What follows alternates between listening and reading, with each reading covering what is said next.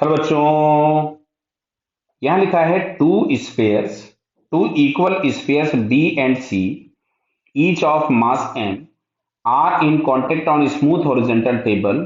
A third sphere A of same size that of B and C but mass is m by 2 collides symmetrically on them with velocity u and itself brought as rest. मतलब A rest पे आ गया.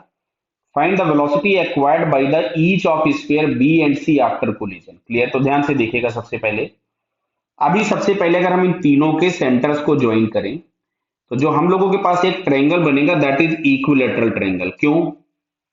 क्योंकि तीनों की radius same दी गई है.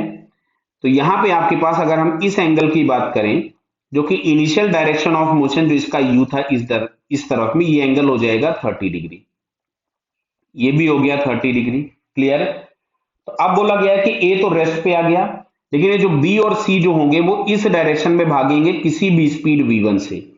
अच्छा साहब, दोनों की वेलोसिटीज या दोनों के वेलोसिटी के मैग्नीट्यूड सेम क्यों होंगे? बिकॉज तुमको दिया गया था कि दोनों के मासेस सेम है और वो सिमेट्रिकली कोलाइड करता है. बराबर. तो अब अगर हम यहां से लगाते हैं कंजर्वेशन ऑफ मोमेंटम, तो इनिशियल मोमेंटम इस डायरेक्शन में, इसको अगर मैं एक्स एक्सिस लिख दूं तो एक्स एक्सिस के लॉन्ग इनिशियल मोमेंटम होगा m by two into U, because initial mass उसका m बाई टू दिया था और स्पीड u दी थी. वो खुद रेस्ट पे आ गया. अब ये जो m है वो v1 से भागा था, बट x एक्सिस के लॉन्ग जो इसका कंपोनेंट आएगा वो हो जाएगा cos 30. अच्छा, नीचे वाले का भी ऐसा ही आएगा, तो मैंने मल्टीप्लाइड बाई 2 कर दिया, तो ये कैंसिल हो गया. तो यहां से हम लोगों के पास आ रहा है u by two is equals to v1. अच्छा, cos 30 की जगह हम लोग लिख सकते थे √3/2 इंटू 2. तो यहां से फाइनली जो v1 इज इक्वल्स टू आएगा that is u by to √3. और आपसे यही पूछा गया था कि बी और सी की जो वेलोसिटी है कोलिजन के बाद कितनी होगी.